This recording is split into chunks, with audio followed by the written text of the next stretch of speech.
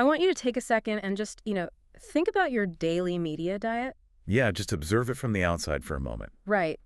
Think about the articles you scroll through over your morning coffee, or the headlines that just flash across your phone all day. Or even that live press conference you might just catch in the background while you're working. Exactly. How often do you watch these things and get this sinking feeling that what is being presented to you isn't the actual truth? You definitely know that feeling. It's so common. It is. It's this nagging suspicion that you aren't looking at reality, but rather like a carefully constructed illusion. Like you're watching a play. Yeah, exactly like a play. And everyone on stage, the politicians, the corporate spokespeople, even the journalists themselves, are just reading from a script. A script that was finalized behind closed doors hours before the cameras even started rolling. Right. It feels so staged. Well, it is a very common, very palpable modern anxiety. And what we are going to look at today suggests that your anxiety is entirely justified. Wow, really? So it's not just in our heads? Not at all. You are sensing the gap between the performance and the reality. Yeah. Or what media scholars fundamentally define as the gap between the seeming and the being. Okay, let's unpack this, because dismantling that gap is our entire mission for this deep dive. And it's a big mission. It really is. We are going to explore the hidden mechanics of why the news looks and feels the exact way it does. We want to completely deconstruct that space between what things seem to be and what they actually are. Right. And to do this, we are looking at a stack of incredibly dense but highly rewarding academic media theory. Yes, we are primarily focusing on the work of a scholar named John Solowski, specifically his research on news reporting as a form of professional control. Which is a fascinating title on its own. It is. Now, for anyone who follows media criticism, there is a lot of theory out there, but this one feels different. So why are we starting with Solowski? Because Solowski basically provides the structural blueprint that makes sense of everything else. Well, if you look at other major scholars in this space, like Isodolus, who studies the specific criteria for why people become famous. Right, the fame mechanics. Exactly. Or Cantola, who examines underlying power structures between institutions. Or even Storsel, who looks at the sheer mechanics of sensationalism. Okay, so they all have their own focus areas. Right. They all give you vital pieces of the puzzle. But Solowski adds the institutional or sociological layer to our understanding of journalism. Okay, meaning what exactly? Meaning, he moves us away from looking at individual journalists and their personal flaws. Instead, he looks at the invisible framework they operate within. Ah, I see. So it's not about the person, it's about the system. Exactly. He explains the underlying institutional architecture for why journalists behave the way they do. And that really acts as the key to unlocking all those other theories we just mentioned. That distinction is just crucial. I mean, I think most of us, when we get frustrated with the media, we blame the individual. Absolutely. Yeah. It's the easiest thing to do. Right. We think, oh, this journalist is just biased, or that reporter is just lazy. We love to point fingers at the specific anchor on the screen. We do. We have this idealized vision of what a journalist is supposed to be. You know, the gritty investigative reporter relentlessly hunting down the absolute truth, regardless of the consequences. Like something out of a movie. Exactly. But Solowski comes in and basically flips that entire romantic notion on its head. He does it by looking at the rules of the game itself rather than the players. He absolutely dismantles it. And he does it by attacking a concept that we universally accept as positive, which is professionalism. Wait, professionalism? How can that be bad? I know, it sounds totally counterintuitive. But Solowski's first major contribution is this incredibly wild idea about what professionalism actually achieves in a newsroom. I mean, in medicine or engineering or aviation, professionalism is a shield. It protects the public from incompetence. Right, but Solowski argues that professionalism in journalism is not a shield for truth. It is, by its very design, a mechanism of control. That just sounds completely wild at first glance. I mean, I'm going to push back on that immediately. I figured you would. Yeah, because how does being a professional like adhering to a code of ethics, verifying sources, acting professionally, how does that control you? Isn't it supposed to liberate you to just tell the facts? You would think so. But it really comes down to how journalists are rigorously trained to define objective and neutral. Okay, explain that. Well, the foundational rule of professional journalism, as it has evolved institutionally, is that you do not inject your own perspective. Right. You're supposed to stay out of the story. Exactly. You report the facts as they are presented by authoritative figures. Yeah. You are a neutral observer. That sounds reasonable on the surface. On the surface, sure. But let's look at the devastating result of that training.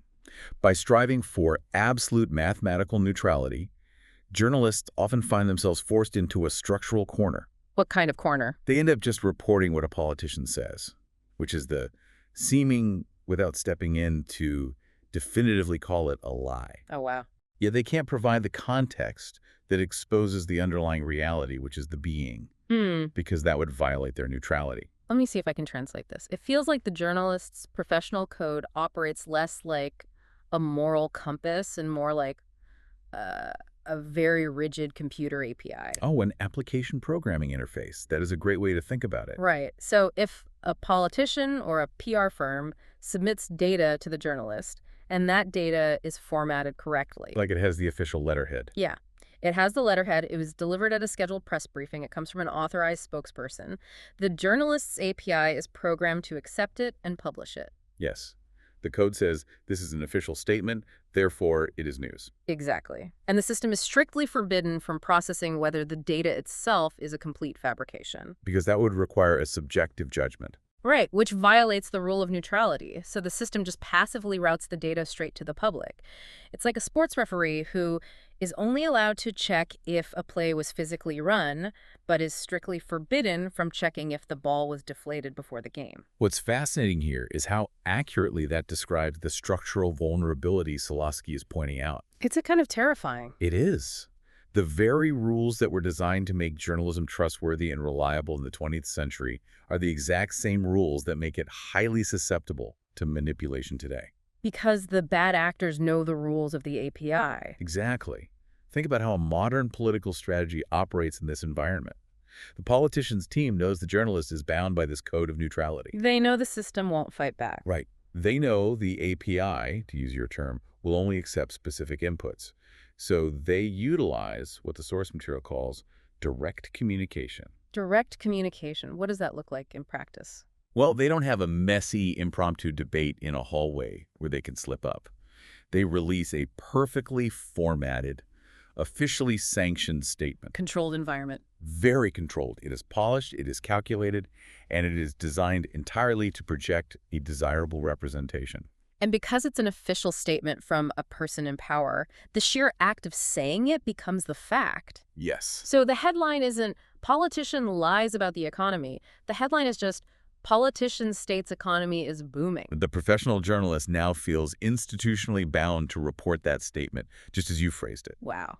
So they become a passive conduit for a manufactured image. Completely passive. And here is the real tragedy of Solosky's framework.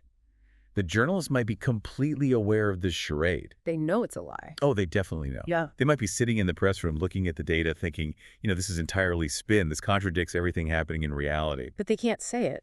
No, they are trapped by their own professional code.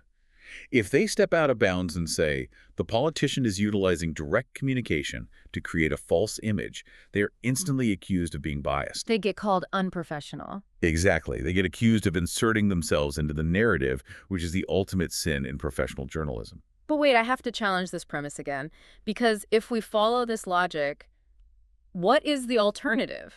It's a fair question. I mean, is neutrality actually a flaw if the alternative is every journalist just inserting their own personal reality into the news? That is the big fear. Right, because if reporters aren't bound by neutrality, you just have thousands of people using major platforms to broadcast their own subjective opinions and calling it news. That sounds like total chaos. It does sound like chaos. So aren't these professional guardrails, even if they are flawed, better than a completely subjective free-for-all? Aren't they protecting the institution? They are protecting the appearance of the institution, yes. But Solosky is arguing that they are destroying the actual purpose of it. How so? When neutrality is defined merely as accurately recording what powerful people say, rather than uncovering whether what they are saying aligns with reality, the journalist voluntarily surrenders their power. They just become stenographers. Highly trained stenographers. Yeah. The professional code actually dictates that they focus entirely on the seeming. Because the being is too risky to report on. Exactly. The politician creates this desirable representation, hands it to the press, and the press, paralyzed by their need to appear objective, just prints it. So the mechanism of direct communication is fully exploited. Yes, and the public is left holding a completely manufactured illusion. Okay, so if the individual journalist's mindset, this rigid adherence to a specific, almost mechanical definition of professionalism, is the software bug in the system, Yes. then the media corporation itself has to be the faulty hardware running that software. That is a perfect transition. Because, I mean, journalists don't just exist in a vacuum, right? They aren't just agonizing over philosophy in their living rooms. They go to work for massive corporations. Very massive, very profit-driven corporations. Which brings us to the factory floor of this whole operation. Right. That transition from the individual to the institution is exactly where Solosky's second major point lands. He demands a profound shift in how we perceive the news. What kind of shift? Well, news is not some ethereal, objective truth waiting out in the ether to be discovered by a noble seeker. It's not magic. No. News is a product. It is a manufactured good created by a complex organization. And it is subject to the exact same merciless market forces as any other product on a store shelf. And like any factory, the workers on the floor have daily quotas. They have mid-level managers demanding efficiency. Yes, and ultimately they have to manufacture something that the public will actually buy. So who are they actually making this product for? Well, every journalist in that factory is serving three competing masters simultaneously. And balancing these three is what shapes the final product. Okay, who are the three masters? First, they have their bosses, the editors, the corporate board, the shareholders. The people who dictate the institutional structures, the budgets, and the bottom line. Exactly. Second, they have advertisers. The people paying the bills. Right, and advertisers demand specific demographics, sustained eyeballs, and high engagement metrics to justify their financial investment. And the third? The third master is the audience. Specifically, they must satisfy the audience's psychological needs, because without the audience, the other two masters completely collapse. Wow.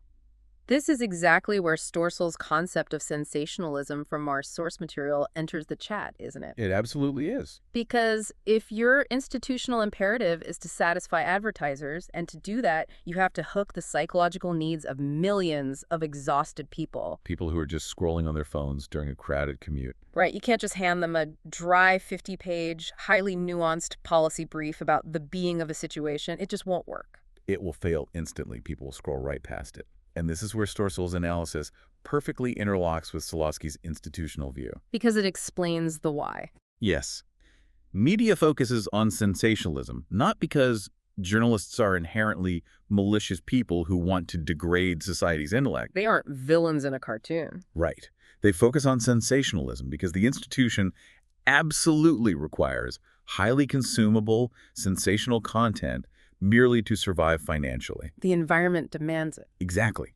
If the product isn't sensational, the audience doesn't click. If the audience doesn't click, the engagement metrics drop. And if the metrics drop, the advertisers leave. And if the advertisers leave, the institution goes bankrupt.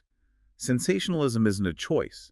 It's a survival strategy. Here's where it gets really interesting to me. I want you to think about a highly sensational YouTube video. Well, this is a great example. We've all seen them, right? The creator uses a completely exaggerated, hypersaturated thumbnail. Usually where they're making a shocked face. Yes. The classic YouTube shocked face. And the title is always all caps, something like, "The truth they are hiding from you." And it practically screams at you through the screen. We all click on them anyway. We do.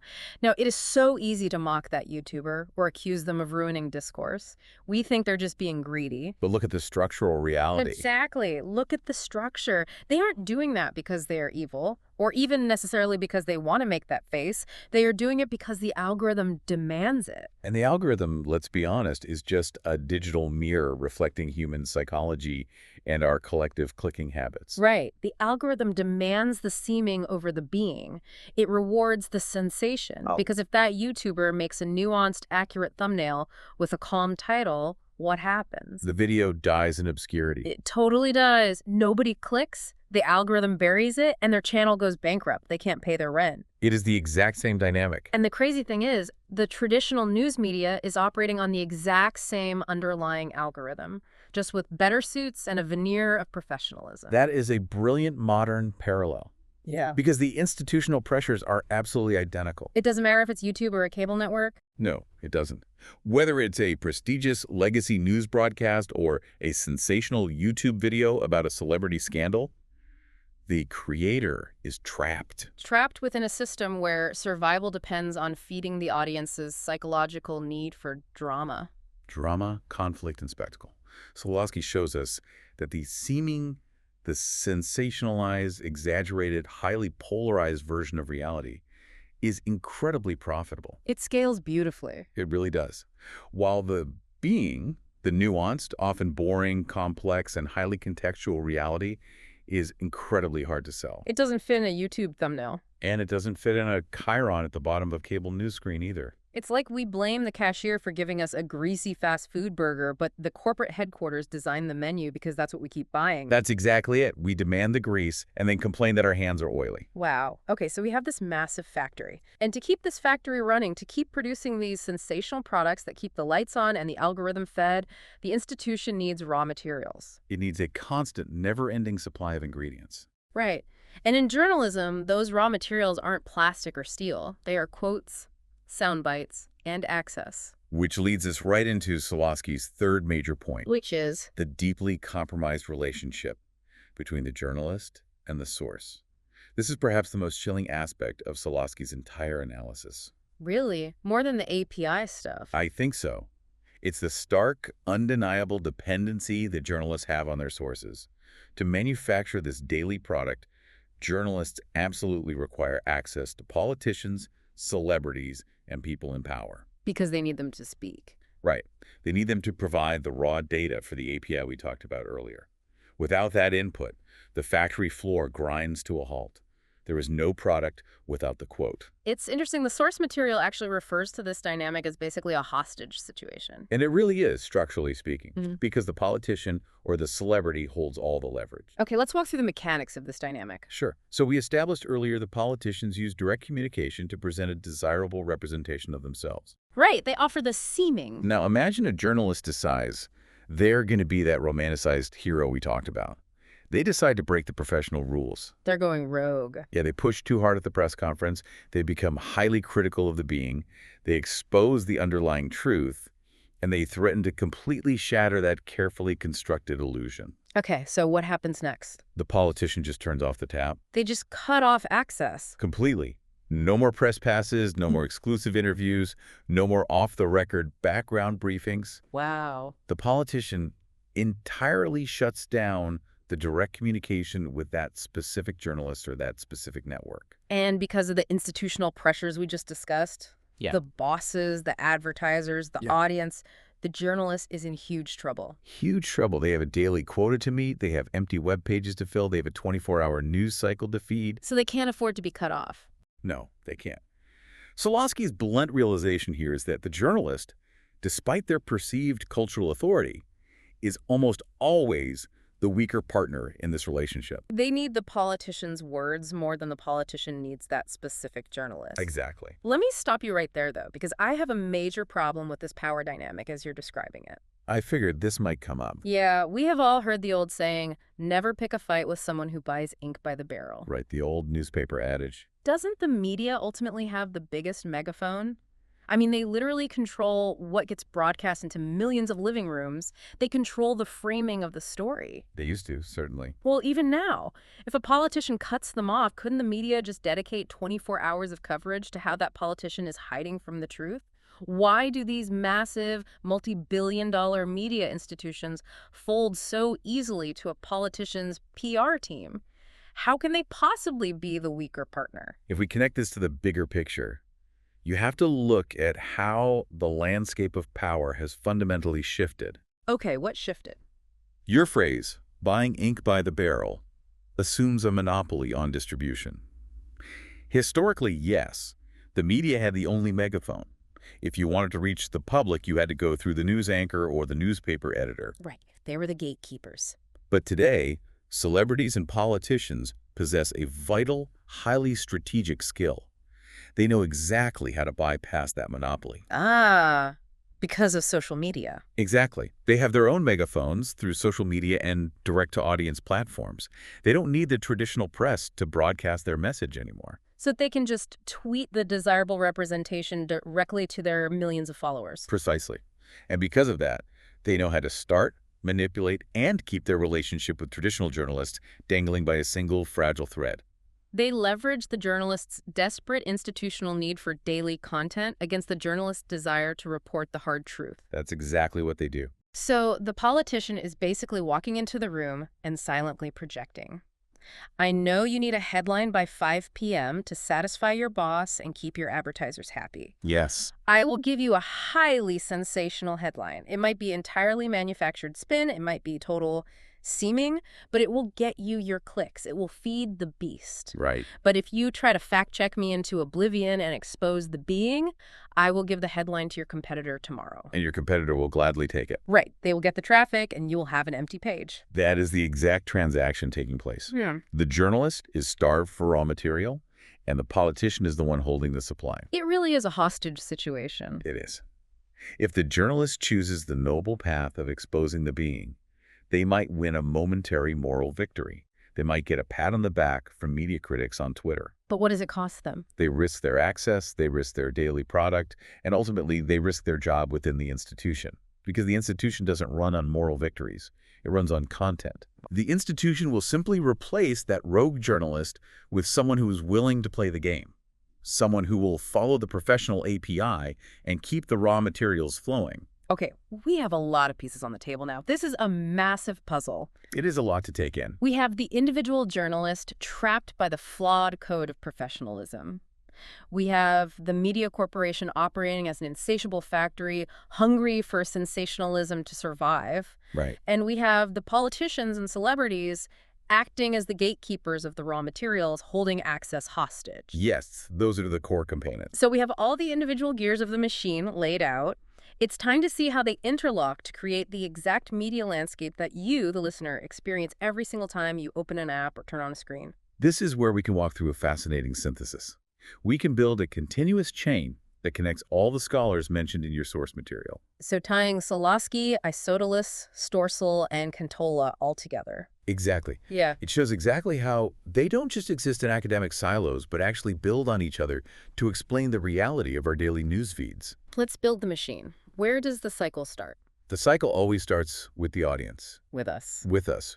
The public consumes celebrity culture, political spectacle, and sensational YouTube videos to fulfill innate psychological needs. We are drawn to narratives, to heroes and villains, to the drama of it all. Right? We crave the sensation to break up the monotony of daily life. Okay, so we are the hungry customers, actively demanding the most sensational item on the menu.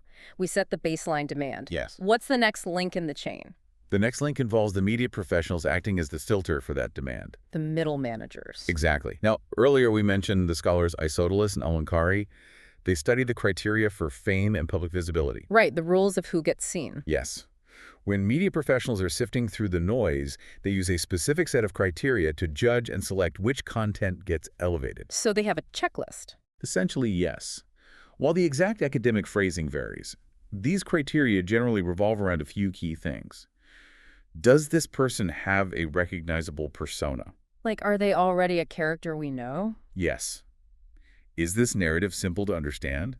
Does this provoke immediate emotional conflict? Is it visually arresting? Can it be boiled down to a punchy quote? Exactly. So they're essentially running a diagnostic check to see if a piece of information is highly sensational enough to survive the algorithm. Wow, but importantly, they are judging the seeming. Yes, they are looking for Storsel's sensationalism. They are picking the quotes, the thumbnails, and the images that are the most dramatic. The ones most likely to satisfy those criteria of visibility. Exactly. Rather than evaluating the actual being or truth of the situation, they select for engagement, not accuracy. Because that is what the institution demands of them, which perfectly sets the stage for the politician or the PR firm. Exactly. The politician knows exactly how the audience's psychology works, and they know exactly what criteria the media professionals are using to filter information. So they just game the system. They absolutely game it. The politician utilizes direct communication to guarantee a desirable representation of themselves. They reverse engineer the media's criteria. That makes so much sense. They purposefully feed the media the exact sensational seeming, the perfectly crafted soundbite, the staged photo op, the manufactured outrage that the media professionals are desperately looking for to satisfy the audience. And this is where Solosky drops the hammer on the whole operation. This is the institutional reality identified by Solosky. You might ask, why does the press let the politician get away with this highly engineered manipulation? Right, why don't they fight back? Solosky provides the answer. Journalists passively allow this to happen because their professional rules of neutrality tie their hands, preventing them from calling out the manipulation. The API strikes again. Exactly. And their organizational dependence on a daily quota of sensational content makes them completely reliant on the politician to supply it. They are institutional hostages, bound by their own rules. Which sets up the final blow of this entire process, the ultimate consequence. Okay, what is the final blow? Let's bring it home. The final consequence brings in the scholar Cantola, who examines underlying power structures between institutions. Right. Cantola argues that this entire dynamic, this direct line of communication, where the politician feeds the media exactly what it needs without ever being seriously structurally challenged, ultimately weakens the media as an independent, powerful institution. Oh, wow. So the media is actually losing its power by playing this game. Precisely. Real power is shifting heavily, and perhaps permanently, toward the other institutional structures. The politicians, the massive corporations, the PR firms. Why is that? Because they no longer need the journalists to legitimize them. Yeah. They have direct access to the public's attention by simply manufacturing the exact process, seeming that the media's algorithm is forced to promote. So what does this all mean for us, for the person just trying to read the news? It means a lot. It means the media is no longer the mighty gatekeeper of truth that it once was. For decades, we thought of the press as this heavily fortified castle guarding the truth. The Walter Cronkite era. Right. We thought they decided who got in and what information reached the public. But what you are saying, what Cantola and Solosky are arguing, is that they have essentially been reduced to a toll booth. A toll booth. That is a great analogy. And politicians, armed with massive PR teams and direct communication strategies, can increasingly just afford to drive right around the toll booth using social media. Or even worse, they just hand the toll booth operator exactly what they want to see, and the operator raises the gate without ever inspecting the vehicle to see what's actually in the trunk. That is a very stark but structurally accurate way to summarize the institutional shift. It's kind of depressing, honestly. It is sobering. The media is caught in a structural trap of its own making. By clinging to outdated notions of neutrality and succumbing to the market pressures of sensationalism, power has migrated entirely to those who know how to manufacture the seeming. So the journalist is really just a middleman processing the transaction. It's just a middleman. Okay, this shifts us from the structural breakdown of the text to the ultimate philosophical takeaway. The big picture. Yes, we've waded through this dense academic forest, looking at institutional pressures, psychological criteria, and power structures.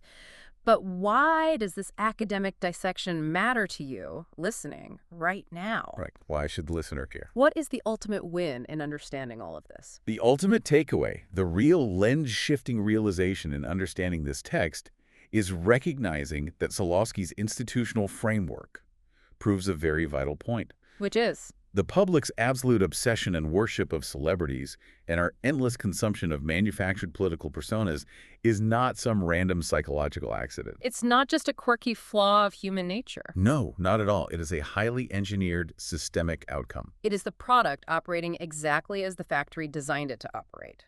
Exactly.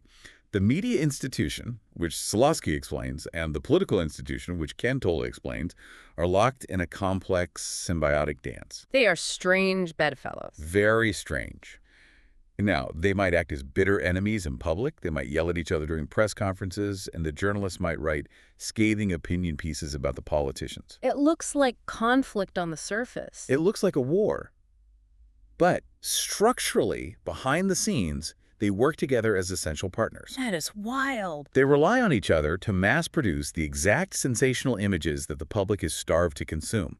The politician needs the spotlight to maintain power. The media needs the sensational content to survive financially. And the audience provides the continuous demand. It's incredible to step back and look at the journey we just took. To truly understand why a single news headline on your phone reads the way it does, or why a sensational YouTube video about a politician goes viral, we couldn't just look at one thing. No, it's never just one thing. We had to weave together psychology to understand why you click, media theory to understand the criteria journalists are using to select the story, Political strategy to see how power manipulates that selection through direct communication. right, and institutional sociology to understand the factory floor where the whole thing is packaged It is a massive invisible web. It is. I hope you feel like you have successfully navigated this dense academic forest with us today.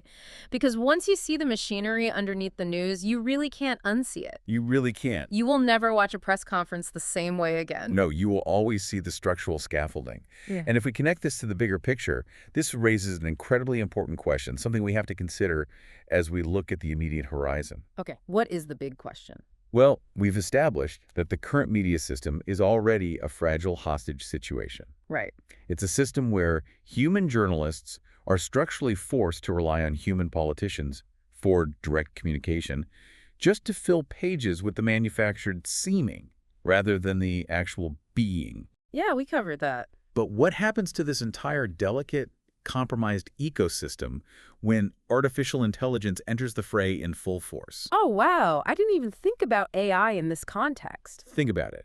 What happens when AI can completely synthesize the quotes, draft the perfectly algorithmically optimized press releases, generate the sensational YouTube thumbnails, and present the ultimate desirable representations without any human politician or human journalist involved at all? Wow, that removes the friction entirely. It does. Does the institution of media collapse entirely because the factory floor is now fully automated and the toll booth is obsolete? The toll booth operator just gets replaced by an algorithm. Exactly. Or does the manufactured, algorithmically perfected illusion just become our permanent, unquestionable reality with no one left even attempting to look for the being? That is a heavy, profound thought to leave you with, but an absolutely essential one to chew on. It is the next frontier of this whole issue. It really is. Next time you are looking at your daily media diet, next time you are watching that press conference or hovering over that sensational YouTube thumbnail, and you get that sinking feeling, remember this deep dive. Remember the factory. Yes, remember the factory. Keep questioning the being beneath the seeming in your daily feeds. Do not just accept the play on the stage. Look for the scriptwriters and look at the building the stage is built inside. Thank you so much for joining us on this deep dive. We'll see you next time. Goodbye. Goodbye, and keep questioning.